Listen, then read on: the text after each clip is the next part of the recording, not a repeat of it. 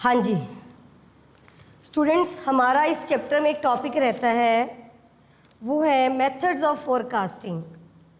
देखिए, ये जो मेथड्स ऑफ फोरकास्टिंग आपका टॉपिक है, इसमें क्वेश्चंस नहीं है आपकी बुक में, बहुत ही रेयर चांसेस है इसका कोई क्वेश्चन आने का, लेकिन फिर भी टॉपिक आपके सिलेबस में है तो हमें करना पड़ेगा। कर लेते हैं, ज़्यादा डिटेल में जाने की ज़रूरत है नहीं, आपको सिर्फ इसको समझना है कि ये है क्या। क्लियर है जी? हाँ जी, देखिए टॉपिक है हमारा methods of forecasting, demand forecasting. Demand को फोरकास्ट कैसे करते हैं, इसके हमारे पास कुछ मेथड्स दिए हुए हैं, वो हम एक एक करके समझते हैं। फर्स्ट है सर्वे ऑफ बायर्स इंटेंशन। देखिए, अब आप बिजनेस में हो तो ऑब्वियसली आपका मेन जो मोटिव है वो कस्टमर को सेटिस्फाई करना है, उनकी जो पोटेंशियल नीड्स हैं उनको पूरा करना है। तो आप मार्केट में बैठ के इस चीज़ की प्रेडिक्शन तो करोगे ही कि जो बायर्स हैं वो किस टाइप के प्रोडक्ट की डिमांड करने जा रहे हैं। तो हमारा ये मेथड ही क्या कहता है कि ये डायरेक्ट यहाँ पे मेथड है of estimating demand in the short run. देखिए, ये बहुत ज़रूरी है कि ये जो मेथड है सर्वे ऑफ बायर इंटेंशन, ये शॉर्ट रन के लिए यूज़ होता है। पहली बात तो शॉर्ट रन मीन्स आप मैक्सिमम जो है 1 ईयर की डिमांड को सर्वे कर सकते हो, एक आइडिया लगा सकते हो। मीन्स जो भी आपके पोटेंशियल कस्टमर्स हैं, यहाँ पर पोटेंशियल कस्टमर मीन्स आपको लगता है कि ये मेरा जो प्रोडक्ट है इसको ये वाले लोग तो यूज़ कर ही रहे हैं, तो आप जाके उनसे डायरेक्टली पूछ सकते हो कि उनकी इंटेंशन क्या है, वो ये प्रोडक्ट किस बेस पे परचेज़ कर रहे हैं, अगर नहीं कर रहे तो क्यों नहीं कर रहे, उनको इस प्रोडक्ट में क्या प्रॉब्लम आ रही है। समझ में आ रही है बात? तो यहाँ पर सिर्फ 1 साल का पीरियड होता है, शॉर्ट रन होता है, ये डायरेक्ट मेथड है। डायरेक्ट क्यों है? क्योंकि आप इसमें डायरेक्टली उनको इंटरव्यू करते हो, जाकर उनसे पूछते हो। किनसे पूछते हो? अपने पोटेंशियल कस्टमर से, जो आपको लगता है कि हाँ ये जो कस्टमर है पर्टिकुलर ये मेरा प्रोडक्ट यूज़ कर रहे हैं। तो इसमें यहाँ पर आपके 3 मेथड दिए हुए हैं इसी में कि आप कैसे कैसे उनको क्वेश्चन कर सकते हो, कैसे आप उनको सर्वे कर सकते हो। First we have complete enumeration method. Complete enumeration method क्या है कि यहाँ पर जितने भी पोटेंशियल कस्टमर्स हैं सभी को इंटरव्यू किया जाता है। अगर मुझे लगता है कि मेरा जो प्रोडक्ट है ये 100 कस्टमर्स परचेज़ करते हैं, तो जितने भी मुझे लगता है मैं सभी के पास जाऊंगी, एक एक करके उनसे अपने प्रोडक्ट के बारे में पूछूंगी। दूसरा हमारे पास क्या है? Sample survey method. देखिए, सैम्पल सर्वे मेथड हम कब यूज़ करते हैं? जब हमारे पास जो नंबर ऑफ़ कस्टमर्स या पोटेंशियल कस्टमर्स वो लार्ज है। ये आपको पता है, आपने स्टैट्स में किया होगा कि सैम्पल मेथड हम कब यूज़ करते हैं, सेंसस मेथड कब होता है। सैम्पल मीन्स जब यूनिवर्स में जो नंबर ऑफ़ आइटम्स हैं, जो पॉपुलेशन है, ये बहुत ज़्यादा है, तो ईच एंड एवरी आइटम को स्टडी कर पाना बहुत मुश्किल है। तो इसमें आप क्या करते हो कि जितने भी आपका यहाँ पे कुछ सैम्पल साइंटिफिकली तरीके से आप चूज़ कर लेते हो, कुछ कस्टमर्स को चूज़ कर लेते हो। ऐसा सैम्पल आप चूज़ करोगे ऑब्वियसली जो पूरी क्लास को रिप्रेजेंट करता हो, तो उस सैम्पल को आप पूछते हो अपने प्रोडक्ट के बारे में। फिर उनसे पूछ के जो भी आप क्वेश्चन उनसे पूछोगे तो अपने प्रोडक्ट के बारे में एक राय बना सकते हो। क्लियर है? नेक्स्ट यहाँ पर क्या है? And use method. देखिए, एंड यूज़ मेथड में क्या है? And use method specially used in forecasting demand for input. इसमें क्या है? अच्छा, एंड यूज़ बताओगे कोई मुझे क्या होता है एंड यूज़? मे बी आप लोगों को कुछ आइडिया होगा एंड यूज़ क्या होता है स्टूडेंट्स। फिर मैं उसके बेस पे आपको ये पॉइंट समझाती हूँ। एंड यूज़ जिसके बेस पे आप इनकी जो बायर्स की इंटेंशन है उसको सर्वे करते हो। यहाँ पर एक लाइन लिखी हुई है, and use specially used in forecasting demand for inputs. इसका क्या मतलब है? थोड़ा सा अगर कोई मुझे बता सकता है, नहीं फिर मैं तो बता ही रही हूँ। हाँ जी, which are ready to use final goods okay, हाँ जी,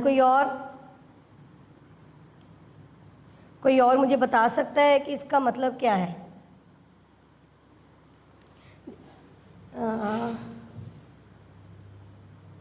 finally use to purchase products are survey. Okay, देखिए यहाँ पर क्या है, यस अब एंटी यूज़ के बेस पे आपको पता चलता है कि प्रोडक्ट जो गुड हम यूज़ कर रहे हैं वो किस टाइप की है। देखिए हमारे पास मेनली दो टाइप की गुड्स होती हैं, one is consumer goods and second one is capital goods. Clear है? इसमें कोई ऐसा पर्टिकुलर डिस्टिंक्शन नहीं है कि ये जो पर्टिकुलर कमोडिटी है ये कंज्यूमर ही है और ये पर्टिकुलर कमोडिटी कैपिटल ही है। इसमें डिस्टिंक्शन कौन क्रिएट करता है? This one, that is and use. Depend करता है कि आप किस प्रोडक्ट को कैसे यूज़ करते हो। समझ में आ रहा है? फॉर एग्ज़ाम्पल, अगर मैं अपने प्रोडक्ट को, कोई भी मैंने प्रोडक्ट परचेज़ किया, उसको अपने पर्सनल यूज़ के लिए, पर्सनल पर्पस के लिए यूज़ करूँगी तो वो क्या बन जाएगी? Consumer good. लेकिन अगर वही मैं उसको अपने बिजनेस में इन्वेस्ट कर दूँगी तो वो पर्टिकुलर वही चीज़ क्या बन जाती है? Capital good. समझ में आ रहा है? कैसे? देखिए यहाँ पर क्या है, फॉर एग्जांपल कार मैंने अपने यूज़ के लिए खरीदी तो वो क्या है? कंज्यूमर गुड है। क्लियर? मेरा कोई मोटिव नहीं है उस कार से फर्दर और पैसे कमाने का। लेकिन वही कार अगर एक टैक्सी वाला परचेज़ करता है तो और वो एज अ टैक्सी कार को अपनी चलाता है तो उसके लिए क्या बन जाती है? Capital good. समझ में आ रही है? हाँ जी, 1 मिनट। यहाँ पर एक स्टूडेंट है गगनदीप विश्नोई, ये आपका ही नेम है या किसी और के नेम से चैट कर रहे हैं? प्लीज़ अपना नाम क्लैरिफाई करें मुझे। गगनदीप विश्नोई, प्लीज़ अपना नाम क्लैरिफाई करें। आप न्यू स्टूडेंट हो और आपका नेम क्या है? गगनदीप ही है, क्या है? कहाँ से हो ये भी मुझे बताना, अभी चैट में लिखना कि कौन से स्कूल से हो आप। ठीक है जी, चलिए। हाँ जी, आगे देखिए। तो एंड यूज़ इसमें हम क्यों देखते हैं? यहाँ से हमें ये पता चलता है, ओके, हाँ जी। अब survey of buyers intention means हमें ये पता चलता है इस मेथड से, एंड यूज़ मेथड से, कि कौन सा कस्टमर किस चीज़ को किस पर्पस के लिए खरीद रहे हैं।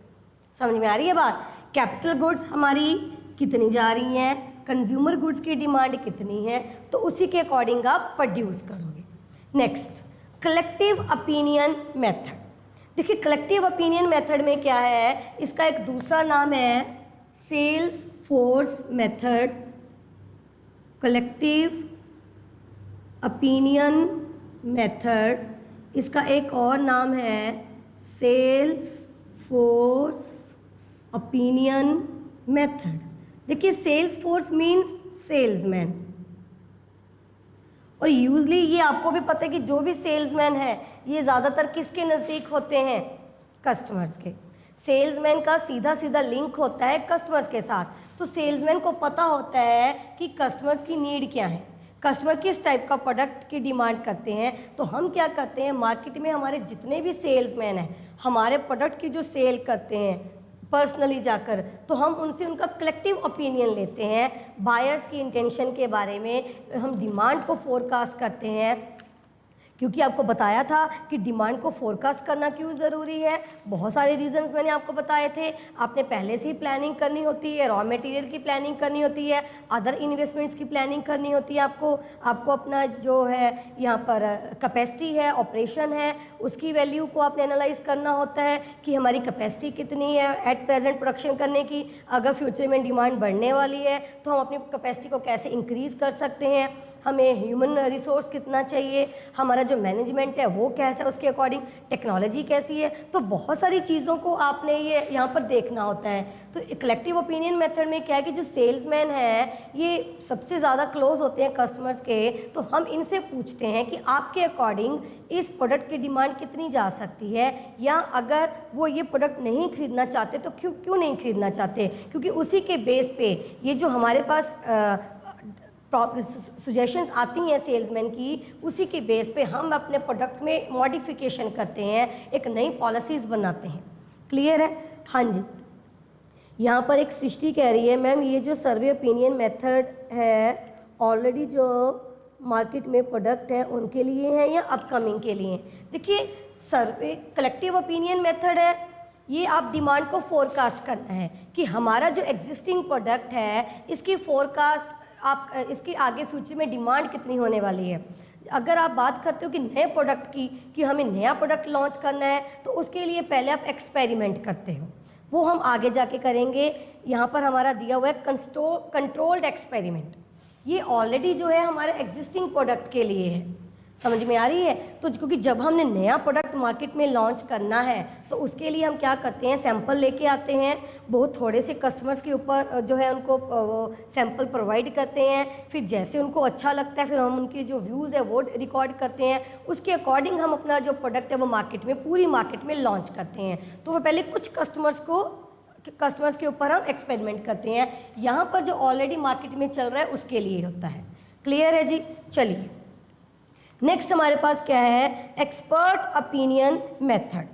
एक्सपर्ट ओपिनियन मेथड में क्या है, यहाँ पर तो हमने जो हमारे सेल्समैन थे उनका ओपिनियन ले लिया, लेकिन जो सेल्समैन होते हैं इतने एक्सपर्ट नहीं होते, अलग से एक एक्सपर्ट की टीम बैठी होती है मार्केट में जिनका काम ही यही होता है ये जानना कि हाँ इसकी डिमांड कितनी है, लोग इस प्रोडक्ट को क्यों पसंद कर रहे हैं, क्यों ना पसंद कर रहे हैं। आपने बहुत सारी साइट्स देखी होंगी या आपने टीवी पे भी देखा होगा कि जब आपने कोई कार लेनी है तो एक अलग से एक एक्सपर्ट बिठाया जाता है, टीवी पे एक प्रोग्राम आता है, एक साइट है, एक नेम है शो का कार वाले, तो वहाँ पर क्या करते हैं वो कार के व्यूज़ के बारे में बताते हैं।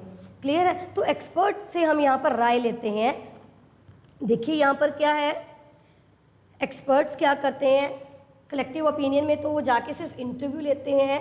जो हमारा एक्सपर्ट ओपिनियन मेथड है उसमें ना वो क्वेश्चनरीज बनाते हैं। क्वेश्चनरीज अगर आपको याद हो, स्टैट्स में आपने किया होगा +1 में, अगर आपको याद हो क्वेश्चनरीज क्या होती है, एक लिस्ट ऑफ क्वेश्चंस होती है, लिस्ट ऑफ क्वेश्चंस जो हम जाके इन्फॉर्मेंट से पूछते हैं। उनको आप मेल भी कर सकते हो, पर्सनली भी जाके पूछ सकते हो। तो एक लिस्ट ऑफ क्वेश्चंस है, क्वेश्चन आप साइंटिफिकली तरीके से यहाँ पर लिखते हो। जो अनवांटेड क्वेश्चंस आप उनको नहीं लिखोगे, प्रोडक्ट के बारे में ही होना चाहिए। ऑब्वियसली जो आप क्वेश्चंस पूछ रहे हो, हाँ जी आप ये, आपको हमारा प्रोडक्ट कैसे लग रहा है, पहले तो आप ये पूछते हो कि आपका नेम क्या है, आप इस प्रोडक्ट को यूज़ कर रहे हो, अगर वो कह रहा है कि हाँ जी यूज़ कर रहे हैं, फिर आगे आप बढ़ते हो कि आपको ये प्रोडक्ट कैसा लग रहा है, आप इसको कितने बार खरीदते हैं, मतलब बार बार खरीद रहे हो कि नहीं खरीद रहे, एक बार ही खरीदा था दूसरी बार क्यों नहीं खरीदा। तो ये सारी चीज़ें हम यहाँ पर पूछते हैं।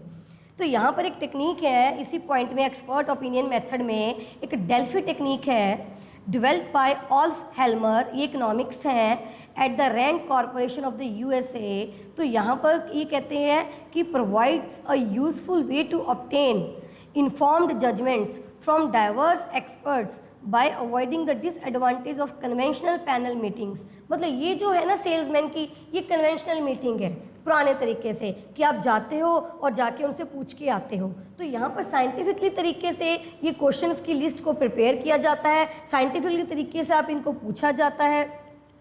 कहते हैं under this method instead of depending upon the opinions of buyers and salesman, firms solicit the opinion of specialist और expert through a series of carefully designed questionnaires. देखिए यहाँ पर तो सिर्फ आपके पास ओपिनियन मिलता है, क्योंकि मेथड का नाम ही क्या है, सेल्स फोर्स ओपिनियन। ओपिनियन होता है सेल्समैन का, वो कस्टमर से जाते हैं, उनसे उनका ओपिनियन लेते हैं, फिर आके आपको अपना ओपिनियन बता देते हैं। और ये आपको भी पता है कि जो भी ओपिनियन या जजमेंट्स होती हैं उसको वेरीफाई नहीं कर सकते, वो एक्यूरेट नहीं होते। लेकिन यहाँ पर साइंटिफिकली तरीके से आप एक क्वेश्चन की लिस्ट बनाते हो, तो जैसे जैसे वो आंसर देते हैं उसी की बेस पे आप डिमांड को फोरकास्ट करना शुरू कर देते हो। क्लियर है जी? Next we have statistical method. मैंने आपको बताया था कि इकोनॉमिक्स में बहुत सारे मेथड्स को हम यूज़ करते हैं डिमांड को प्रेडिक्ट करने के लिए। एक स्टैटिस्टिकल है, नॉन स्टैटिस्टिकल है। तो ये जो कलेक्टिव ओपिनियन मेथड हो गया, या सर्वे ऑफ बायर्स इंटेंशन हो गया, ये नॉन स्टैटिस्टिकल है। लेकिन स्टैटिस्टिकल में क्या आएगा, यहाँ पर कुछ मेथड्स दे रखे हैं।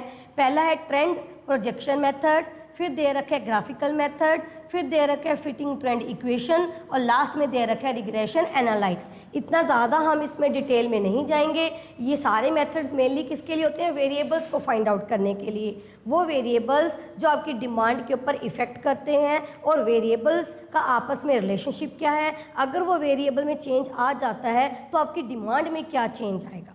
क्लियर है जी? चलिए सृष्टि क्या कह रही हैं?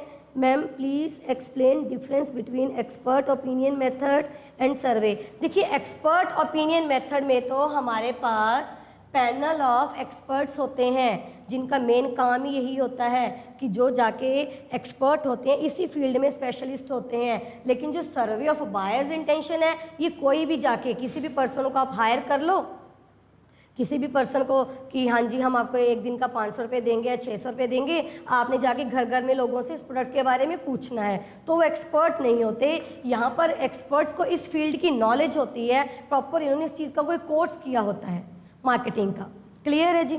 चलिए नेक्स्ट हमारे पास है कंट्रोल्ड एक्सपेरिमेंट्स। वही बात आ गई, कंट्रोल्ड एक्सपेरिमेंट्स में मैंने आपको बताया था कि अगर कोई नया प्रोडक्ट लॉन्च करना है उसके लिए बहुत ज़्यादा सही है, अगर ऑलरेडी आपका प्रोडक्ट मार्केट में है उसके लिए भी है। कंट्रोल्ड एक्सपेरिमेंट इसमें क्या होता है, आप एक्सपेरिमेंट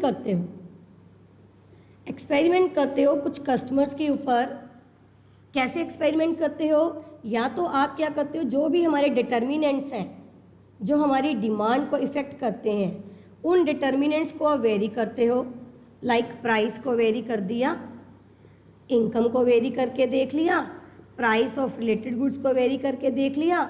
ठीक है, तो आप ये ऐसे जो अदर फैक्टर्स हैं जितने भी, तो आप उनको वेरी करके देखते हो कि हाँ जी अगर प्राइस को कम करते हैं तो क्या इफ़ेक्ट आता है इनकी डिमांड में, प्राइस को ज़्यादा करते हैं तो क्या इफ़ेक्ट आता है। अब आप मेरी पहले इस बात को समझो, मैंने आपको इलास्टिसिटी ऑफ डिमांड करवाया था। इलास्टिसिटी ऑफ डिमांड देखिए क्या है, elasticity of demand greater than 1, elasticity of demand less than 1। पहले इस चीज़ को समझो। ग्रेटर देन 1 क्या कहता है कि जितना प्राइस में चेंज आएगा उससे ज़्यादा आपकी डिमांड में चेंज आएगा। यहाँ पर क्या कहते हैं कि जितना प्राइस में चेंज आएगा उससे कम आपकी डिमांड में चेंज आएगा। तो यहाँ पर क्या है, इस मेथड के थ्रू प्राइस को वेरी करके आप देख लेते हो कि कितना चेंज आएगा। अब आपको ये पता चल जाएगा कि हम जिस मार्केट में बैठे हैं या इस मार्केट के जो लोगों की डिमांड है वो ग्रेटर देन 1 है। मींस हमने प्राइस में थोड़ा सा चेंज किया, इन्होंने अपनी डिमांड एकदम से नीचे गिरा दी, ये आपको पता चल गया। फिर उसके बेस पे आपको ये भी पता चल गया कि डिमांड इस मार्केट में क्या है, मोर इलास्टिक। तो यहाँ पर अगर डिमांड मोर इलास्टिक है तो हमने जो प्राइस है इस मार्केट में वो क्या रखना है, लो रखना है, क्योंकि थोड़ा सा भी ऊपर करेंगे तो ये जो लोग हैं इस प्रोडक्ट की डिमांड एकदम से नीचे कर देंगे। सिमिलरली यहाँ पर अगर इस मार्केट में आप बैठे हो, आपने देखा कि प्राइस को बढ़ाया, डिमांड के ऊपर ज़्यादा इफेक्ट नहीं आया, डिमांड गिरी लेकिन बहुत कम लेवल पे गिरी, उससे ज़्यादा तो हमें प्रॉफिट ही हो गया प्राइस को इंक्रीज़ करके। आपको पता चल गया कि इस मार्केट के लोगों की जो डिमांड है वो क्या है, लेस इलास्टिक है, तो इस मार्केट में हम अपने प्रोडक्ट का जो प्राइस है वो ज़्यादा भी रख सकते हैं। समझ में आ रहा है? तो ये कुछ टाइप के आप एक्सपेरिमेंट्स करके देखते हो। एक्सपेरिमेंट्स एक ही टाइम पर करके देखते हो, एक ही टाइम पर इन चीज़ों को वेरी करके, या इन चीज़ों को वेरी ना करके आप सिर्फ टाइम पीरियड के अकॉर्डिंग एक्सपेरिमेंट करते हो कि एक एक्सपेरिमेंट आज कर लिया, एक एक्सपेरिमेंट आपने 2 महीने या 3 महीने के बाद कर लिया, ये देख के टाइम को चेंज करके कि जो हमारे प्रोडक्ट की डिमांड है वो कम हो रही है या ज़्यादा हो रही है। क्लियर है जी? चलिए आगे देखिए, नेक्स्ट है barometric method of forecasting. Barometric method क्या है, जैसे जो वेदर फोरकास्टिंग वाले होते हैं वो बैरोमीटर को यूज़ करते हैं वेदर को फोरकास्ट करने के लिए, वैसे ही हम इकोनॉमिक्स में भी हमारे पास कुछ इंडिकेटर्स होते हैं जो डिमांड को प्रेडिक्ट करते हैं। तो पहला हमारे पास इंडिकेटर है लीडिंग इंडिकेटर। देखिए ये जो अभी टॉपिक होने जा रहा है ना, ये इंडिकेटर्स का, ये आपका दूसरा जो इकोनॉमिक्स का पार्ट है बीसी के, उसमें हम डिटेल में करेंगे। क्लियर है? लीडिंग इंडिकेटर है, फिर है lagging indicator, and third one is coincidental indicator, coincident indicator. Clear है जी?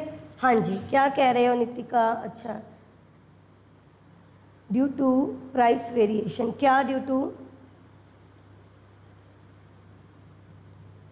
हाँ जी, कहते प्राइस वेरिएशन करके तो हम यहाँ पे एक क्वेश्चन पूछा जा रहा है कि प्राइस वेरिएशन करके तो हम एग्जिस्टिंग प्रोडक्ट में कर सकते हैं, न्यू में कैसे? देखिए, मैंने इस मेथड को स्टार्ट करने से पहले ही आपको बता दिया था कि ये जो मेथड है ये एग्जिस्टिंग प्रोडक्ट के लिए भी यूज़ होता है, नए प्रोडक्ट के लिए भी यूज़ होता है। क्लियर है? एग्जिस्टिंग प्रोडक्ट के लिए तो प्राइस में आप वेरिएशन कर देते हो, न्यू प्रोडक्ट के लिए क्या है यहाँ पर? न्यू प्रोडक्ट के लिए जैसे आपने कुछ यहाँ पर कस्टमर्स को ले लिए, उनको अपना प्रोडक्ट दिया, पहले कम प्राइस पे दिया, उन्होंने ख़रीदा, फिर दोबारा वो खरीदने आ रहे हैं, किस बेस पर खरीदने आ रहे हैं? उनको प्राइस कम लगा इसलिए खरीदने आ रहे हैं, या जो प्रोडक्ट अच्छा लगा इसलिए खरीदने आ रहे हो। फिर इसको चेक करने के लिए आप क्या करोगे? नए प्रोडक्ट को लेके समझो इस बात को, पहले आपने एक नया प्रोडक्ट लॉन्च किया, न्यू प्रोडक्ट आपने लॉन्च किया एट लो प्राइस, ठीक है। अब आपने देखा कि प्राइस कम है, लोग उसको यूज़ कर रहे हैं, अब इसको दोबारा वो खरीदने आ रहे हैं। क्यों खरीदने आ रहे हैं?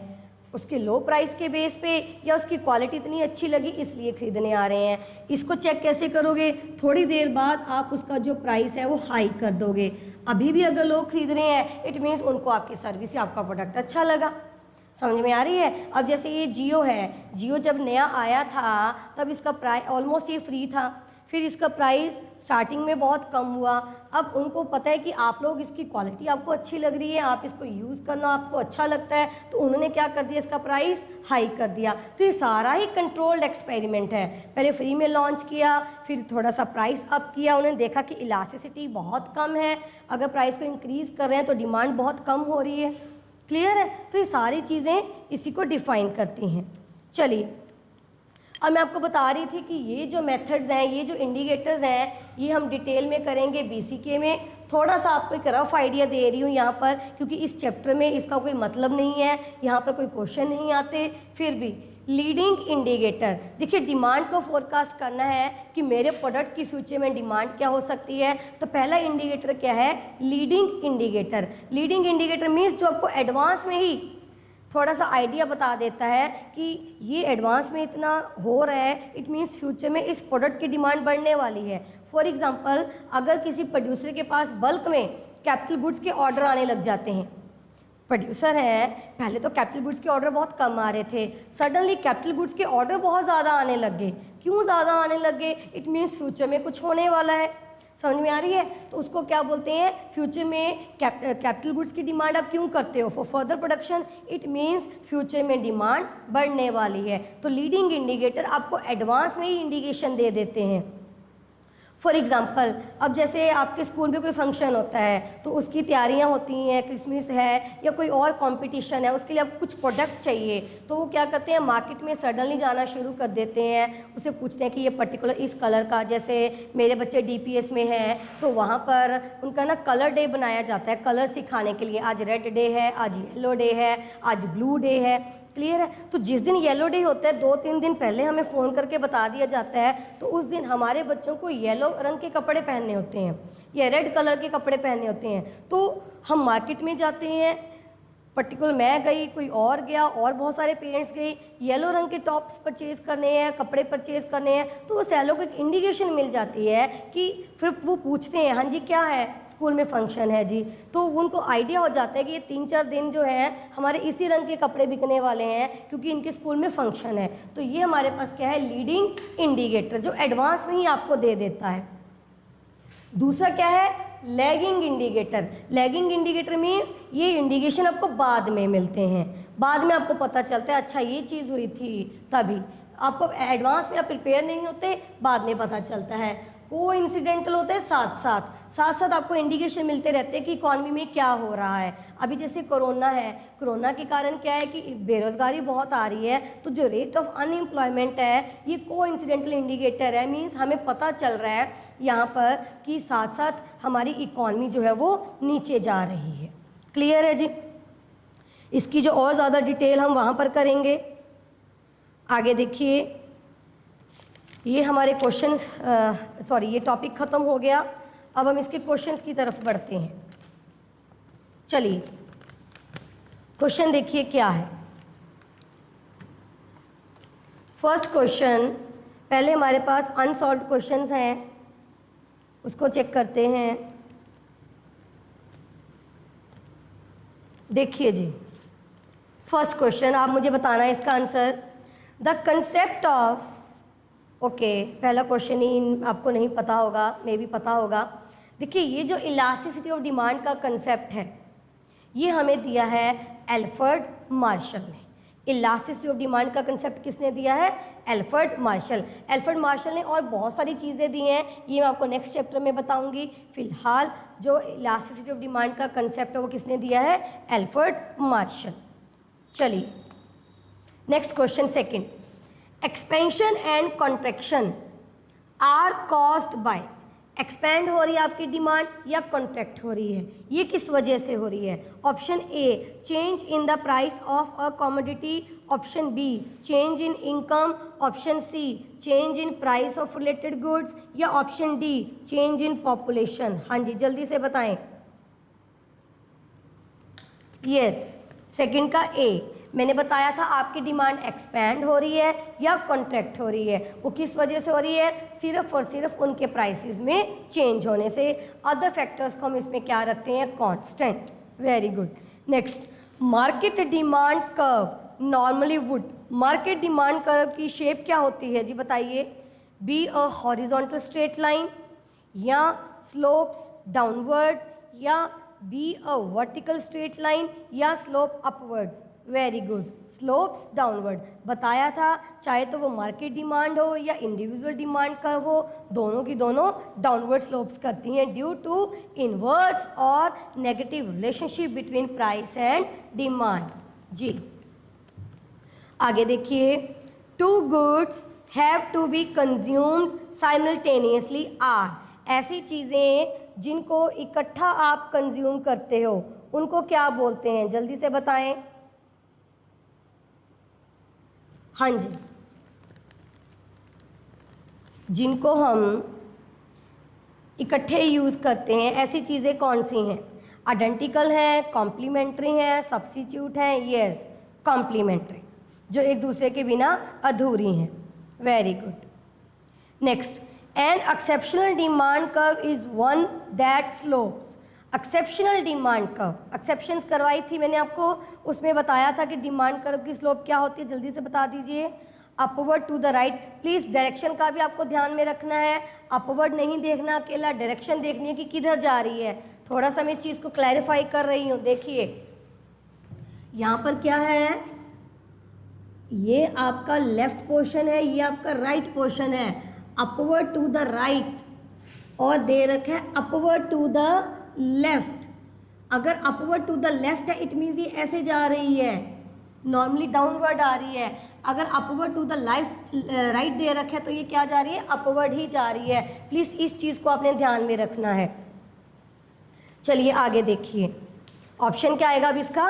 ए, when the income elasticity of demand is greater than unity the commodity is. अब आपको सिचुएशन दे रखी है कि आपकी जो डिमांड है वो मोर इलास्टिक है, ई डी ग्रेटर देन 1। इसका मतलब क्या है? कौन सी कमोडिटी के केस में ऐसा होता है जी? यस, लग्जरी गुड्स के केस में। Very good. ऑप्शन क्या आएगा इसमें? सी।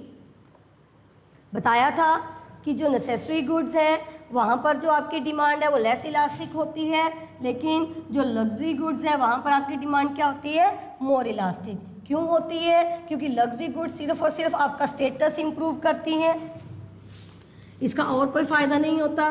दूसरा, इनका प्राइस ज़्यादा होता है और ये आपकी इनकम का मेजर पोर्शन कंज्यूम करती हैं। क्लियर है जी?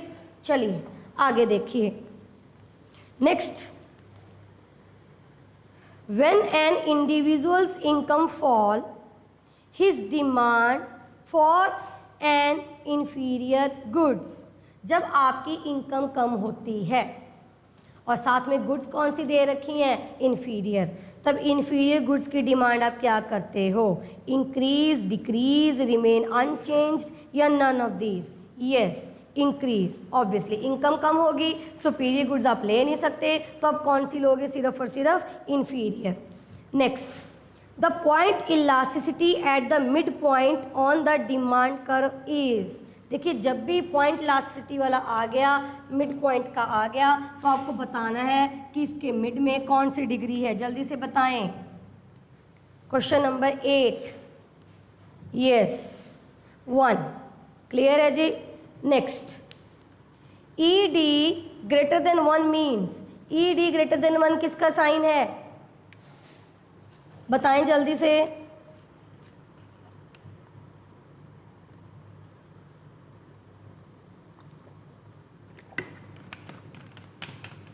ई D greater than 1 denotes, very good. क्या दे रहे हो आप इसका आंसर?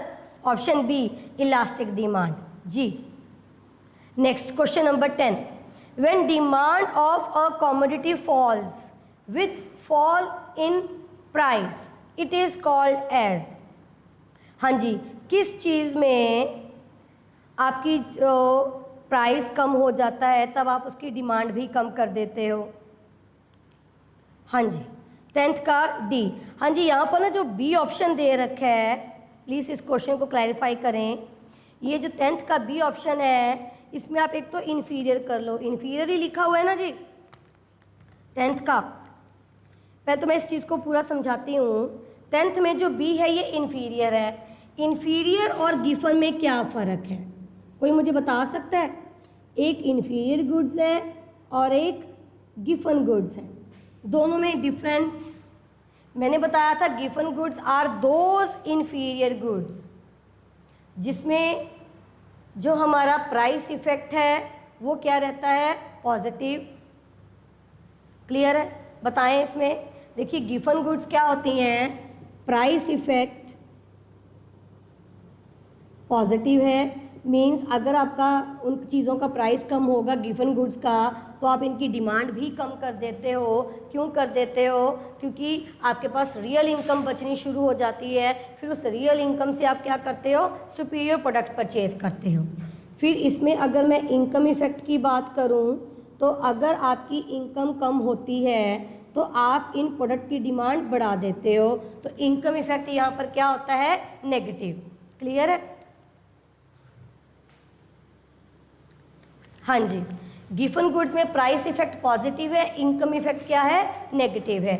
अब जो इन्फीरियर है इसमें भी जो इनकम इफेक्ट है वो नेगेटिव है, लेकिन जो प्राइस इफेक्ट है ना इसमें ऑलमोस्ट नहीं होता, होता भी है और नहीं होता। देखिए इस चीज़ के बीच में हम कोई डिफरेंस क्रिएट नहीं कर पाते नॉर्मली कि ये इन्फीरियर है या गिफन गुड्स हैं। गिफन गुड्स के बारे में तो हमें सर रॉबर्ट गिफन ने ही बता दिया कि इसमें प्राइस इफेक्ट पॉजिटिव आएगा, कि अगर इनका प्राइस कम होगा। उन्होंने अजम्पशन ली थी कि अगर ब्रेड का रेट कम होगा तो आप ब्रेड में से जो पैसे बचेंगे उसको बचाकर आप क्या परचेज़ कर लोगे? मीट परचेज़ कर लोगे। तो गिफन के बारे में तो उन्होंने बताया है, लेकिन नॉर्मली रूटीन में ऐसा होता है या नहीं होता वो कह पाना मुश्किल है। तो वो किस केस में होता है? इन्फीरियर गुड्स में। इन्फीरियर और गिफन ऑलमोस्ट सेम गुड्स होती हैं। ये अलग क्यों बन गई? क्योंकि गिफन तो सर रॉबर्ट गिफन ने दे दी अपनी एग्जाम्पल में, ब्रेड और मीट, तो ब्रेड क्या बन गया इनके लिए?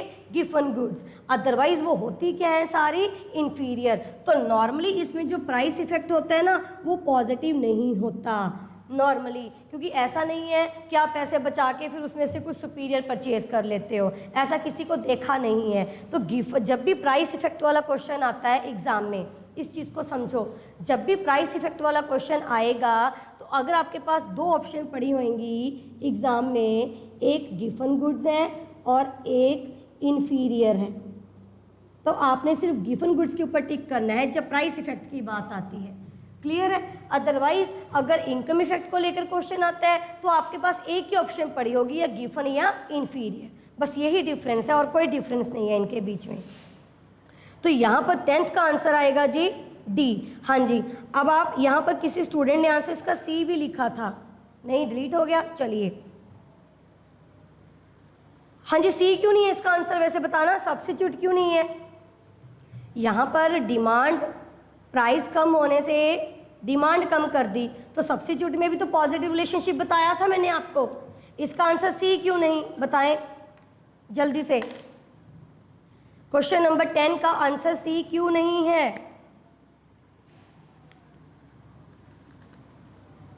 कोई बता सकता है? क्वेश्चन नंबर 10 का आंसर सी इसलिए नहीं है क्योंकि यहाँ पर लिखा हुआ है when demand of a commodity, एक कॉमोडिटी। जब भी सब्स्टिट्यूट या कॉम्प्लीमेंट्री का क्वेश्चन आएगा तो वहाँ पर यस, सही बात, सही कह रहे हो आप। जब भी आपके पास सब्स्टिट्यूट का या कॉम्प्लीमेंट्री का क्वेश्चन आएगा वहाँ पर टू गुड्स दी होंगी, लेकिन यहाँ पर अ कॉमोडिटी दी है, मीन सिंगल कॉमोडिटी की बात हो रही है। वेरी गुड तमन्ना। चलिए आगे देखिए। Cross elasticity of demand is positive in case of, अब बताएं cross elasticity. Cross elasticity means दो गुड्स के बारे में पूछा हुआ है, पॉजिटिव किस केस में होती है?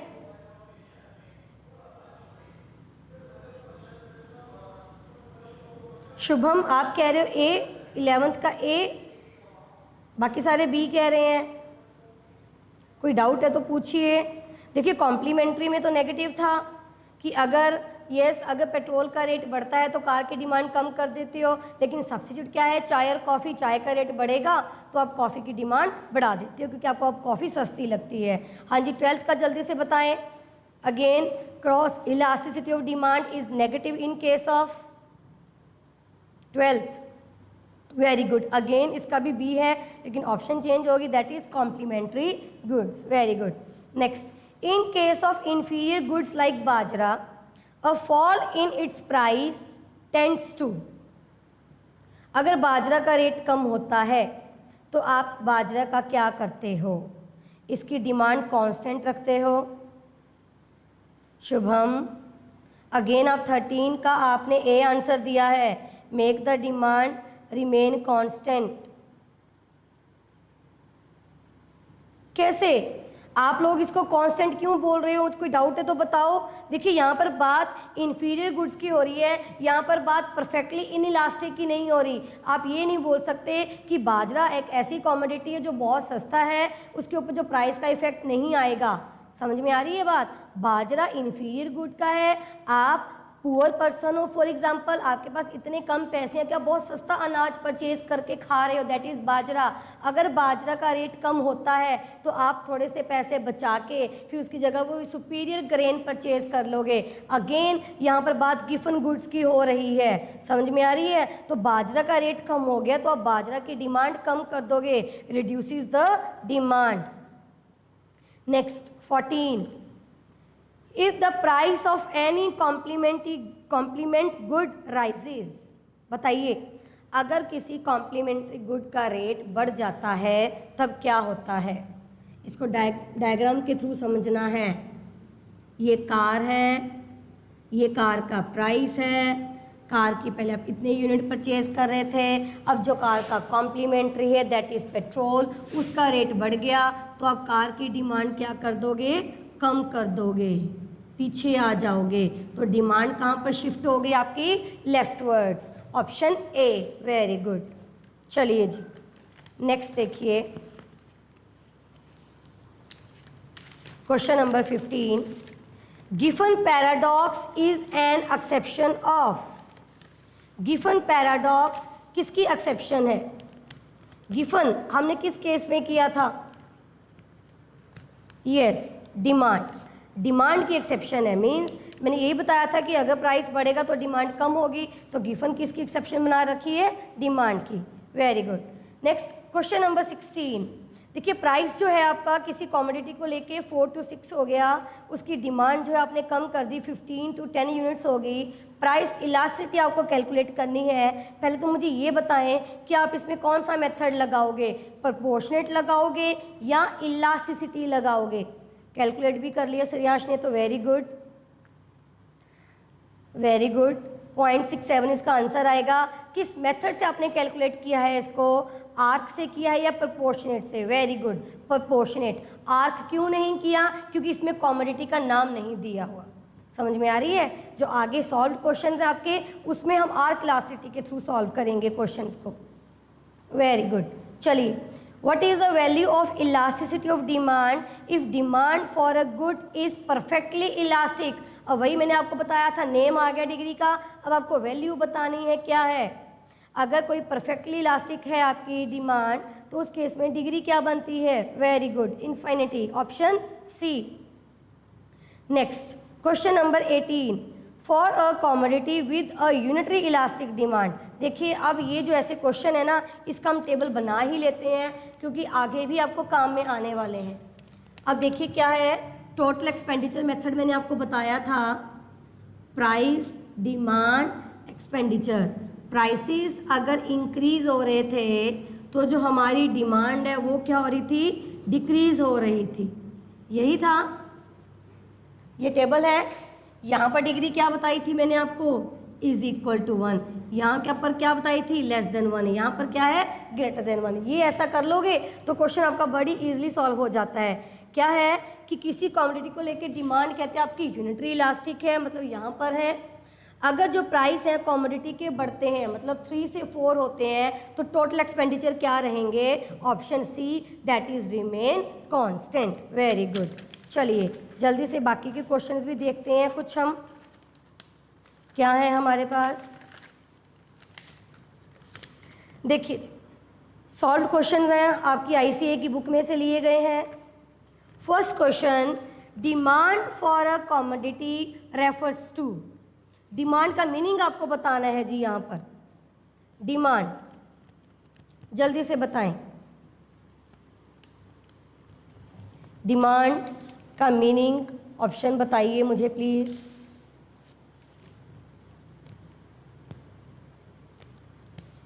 Yes, option D, the quantity of commodity demanded at certain price during any particular period of time. ये डिमांड है। Next question number 2, contraction of demand is the result of. Demand किस वजह से आपकी कम हो रही है? क्वेश्चन नंबर 2, जल्दी से। Very good, option b. देखिए डिमांड में आपको बताया था एक्सपेंड या कॉन्ट्रैक्ट होना, कौन सा इफेक्ट आता है? Price effect. अब यहाँ पर बात हो रही है कि आपकी डिमांड कॉन्ट्रैक्ट क्यों होगी, कम क्यों होगी? इट मीन्स जो आपके प्राइसेस है वो क्या हो गए? इंक्रीज हो गए। Option B, that is increase in the price of good concern. हाँ जी। नेक्स्ट देखिए क्वेश्चन नंबर 3, इसको प्लीज ध्यान से पढ़ना। All but one of the following are assumed to remain the same while drawing an individual's demand curve for a commodity. Which one is it?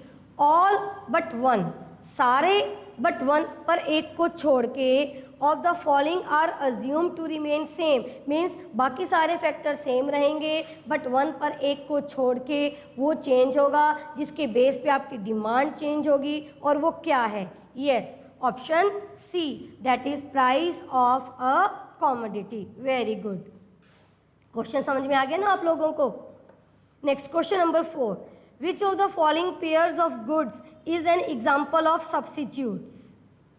कौन सा following pair जो है वो सब्सिट्यूट्स का है? टी एंड शुगर कॉम्प्लीमेंट्री है, pen and ink complementary है, shirt and trouser complementary है। तो आंसर क्या आएगा आपका? टी एंड कॉफ़ी जी। Next, in case of straight line demand curve meeting the two axis, वही बात आ गई पॉइंट मेथड की, दोनों एक्सिस को आपकी डिमांड कर्व टच कर रही है। प्राइस इलास्टिसिटी मिड में क्या है? Yes, option B. Very good, 1. Next, question number 6. The law of demand assuming, हाँ जी, आपको मेरी आवाज़ आ रही है क्या?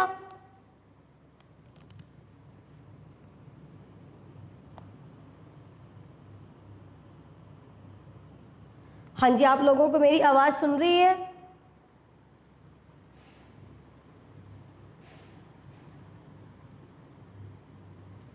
स्टूडेंट्स आवाज़ सुन रही है जी आपको मेरी?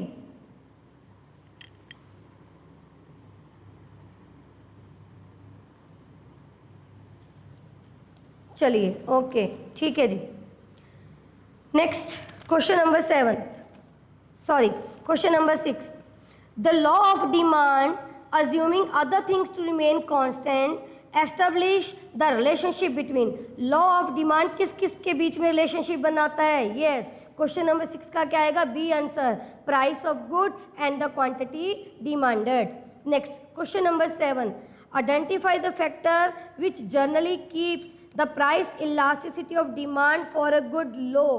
किस केस में जो आपकी प्राइस इलास्टिसिटी है वो लो रहेगी? ऑप्शन ए, जब उसमें वैरायटीज ऑफ यूजेस हैं, या बी, वेरी लो प्राइस, सी, सब्स्टिट्यूट्स अवेलेबल हैं, डी, जब वो प्रोडक्ट आपकी इनकम का मेजर पोर्शन ले रहा है. जल्दी से बताएं, इनमें से कौन सा केस है जिसमें आपकी डिमांड लो रहती है? Very good, very low price of a commodity. मैंने उस दिन आपको केसेस बताए थे कि जब प्राइस ज़्यादा होता है, जब उसके सब्स्टिट्यूट्स अवेलेबल होते हैं, जब आपको एमरजेंसी नहीं होती, सफिशेंट टाइम पीरियड होता है, अल्टरनेट यूजेस होते हैं, आपकी इनकम का मेजर पोर्शन ले रहा है, तो उसमें आपकी डिमांड क्या रहेगी? मोर इलास्टिक. अदरवाइज क्या रहेगी?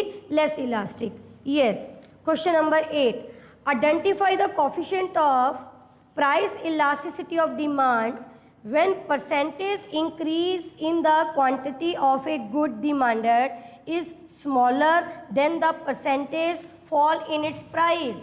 It means क्या कहता है कि जितना आपकी डिमांड में इंक्रीज हुआ वो कम है किससे? जितना आपका प्राइस डिक्रीज हुआ. तो डिग्री कौन सी है यहाँ पर? मीन्स आपकी डिमांड में इतना चेंज नहीं आया जितना प्राइस में चेंज आया है. Very good. ऑप्शन क्या आएगा जी इसका?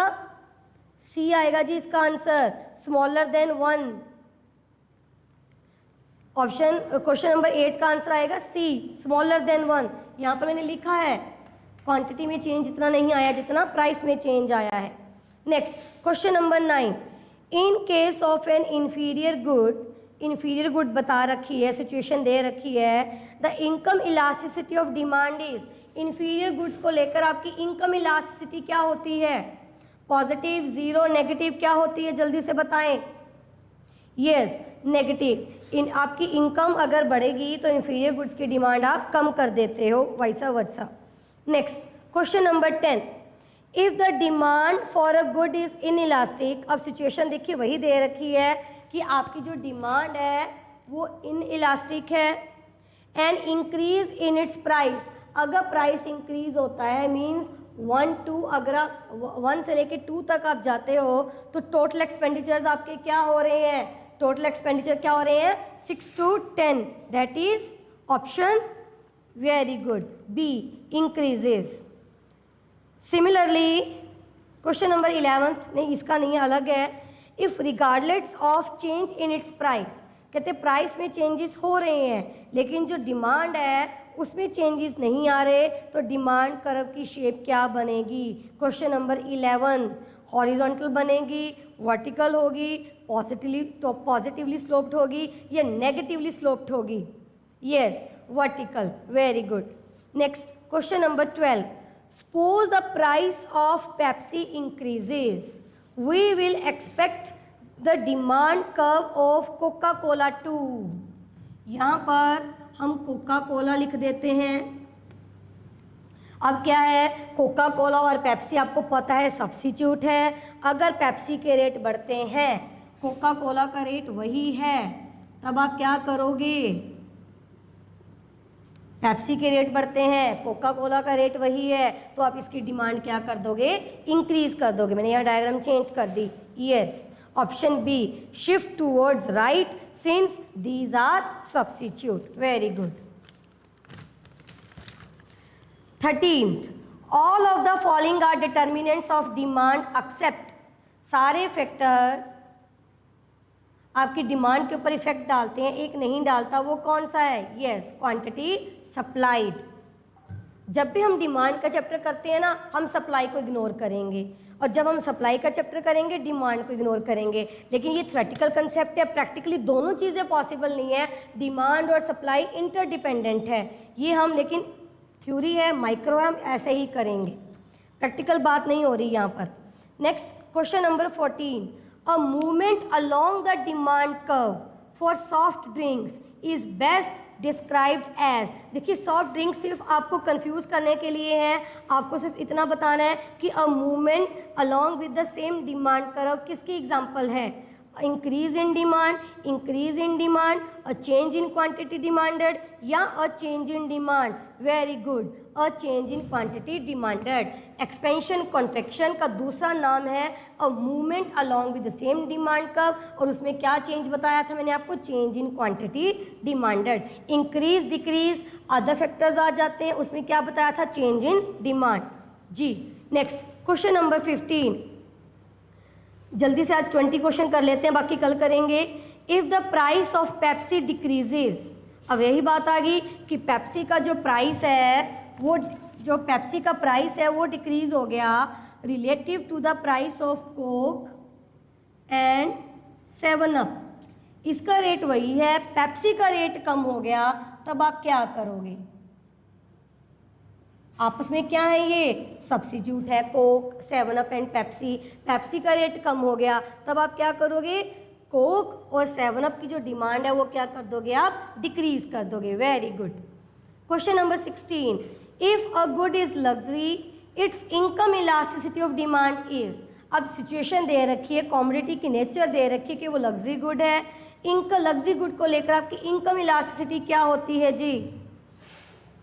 Yes, positive and greater than 1. Very good. Next, the price of hot dogs increases by 22% and the quantity of hot dogs demanded falls by 25%.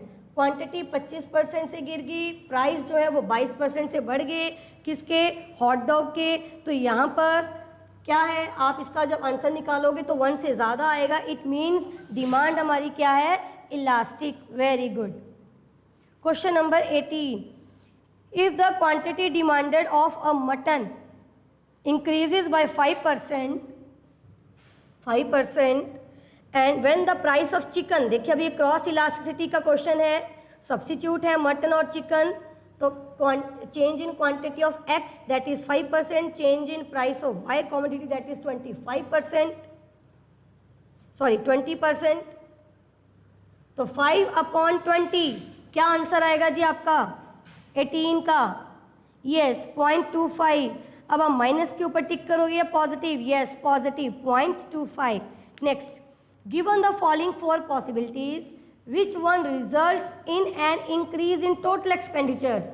4 possibilities दे रखी हैं। पहला, डिमांड इज यूनिटरी इलास्टिक। देखिए demand चाहे unitary elastic हो तो उसमें तो एक्सपेंडिचर सेम रहते हैं, ये सिचुएशन नहीं आएगी। हमने बताना है कि किस केस में अपने एक्सपेंडिचर्स बढ़ेंगे। डिमांड इज इलास्टिक, ये पॉइंट है। प्राइस फॉल, प्राइस कम हो रहा है, तो उस केस में क्या है? आपके expenditures, demand is, option B, demand is elastic and price rise, तो एक्सपेंडिचर कम हो रहे हैं, ये भी नहीं आएगा। डिमांड इज इन इलास्टिक, यहाँ पर आ जाते हैं। प्राइस फॉल्स, तब भी आपके एक्सपेंडिचर कम हो रहे हैं। Demand is in elastic and price rise, तब आपके एक्सपेंडिचर बढ़ रहे हैं। यस, क्वेश्चन नंबर 19 का D. Very good.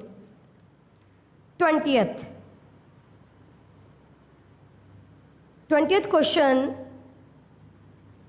Haji, which of the following statements about price elasticity of demand is correct. यही क्वेश्चन है 20th,